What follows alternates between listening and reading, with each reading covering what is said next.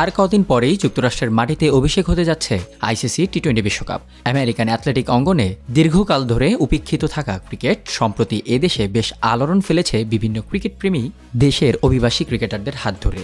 যে দেশে ক্রিকেট খেলা অনুষ্ঠিত হতো বিভিন্ন পার্ক কিংবা উঠোনে, সেখানে এখন বিশ্বকাপের দর্শকদের জন্য নির্মিত হচ্ছে স্টেডিয়াম, যা রাতারাতি পাল্টে দিয়েছে যুক্তরাষ্ট্রের ক্রিকেট চিত্রকে।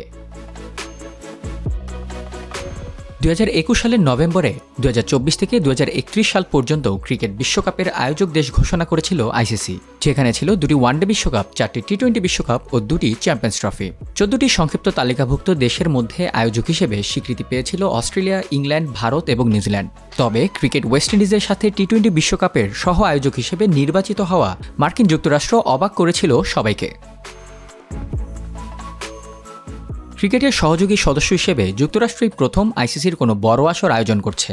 আইসিসি জানায়, যুক্তরাষ্ট্র ও ক্রিকেট ওয়েস্ট ইন্ডিজ সম্মিলিতভাবে বিড করেছিল বিশ্বকাপ আয়োজক হওয়ার জন্য, যেখানে সবচেয়ে বড় ভূমিকা পালন করেছেন যুক্তরাষ্ট্র ক্রিকেটের সাবেক চেয়ারম্যান পরাগ মারাঠে ও প্রধান নির্বাহী ইয়ান হিগিন্স।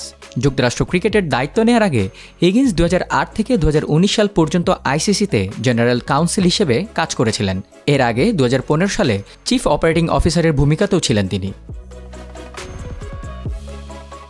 যুক্তরাষ্ট্রের 3টি ভেন্যুতে বসবে টি-20 বিশ্বকাপের আসর, যেগুলো হলো ডালাসের গ্র্যান্ড পেরি স্টেডিয়াম, ফ্লোরিডার ব্রোওয়ার্ড কাউন্টি স্টেডিয়াম এবং নিউ ইয়র্কের নাসাউ কাউন্টি স্টেডিয়াম, যেখানে ম্যাচ আয়োজনের সকল সুযোগ সুবিধার জন্য সম্প্রসারণ করা হয়েছে 3টি স্টেডিয়ামে। তবে ভারত-পাকিস্তান ম্যাচের ভেন্যু নিউ ইয়র্কের নাসাউ কাউন্টি স্টেডিয়ামকে ভেঙে করা হয়েছে পুনর্নির্মাণ, যেখানে ব্যয় হয়েছে $30 মিলিয়ন। এত পরিমাণ অর্থ দিয়ে স্টেডিয়াম পুনর্নির্মাণ করায় কিছুটা নাখোশ আইসিসি, কারণ বিশ্বকাপ শেষ হওয়ার সপ্তাহখানেকের মধ্যেই ভেঙে ফেলা হবে স্টেডিয়ামটি।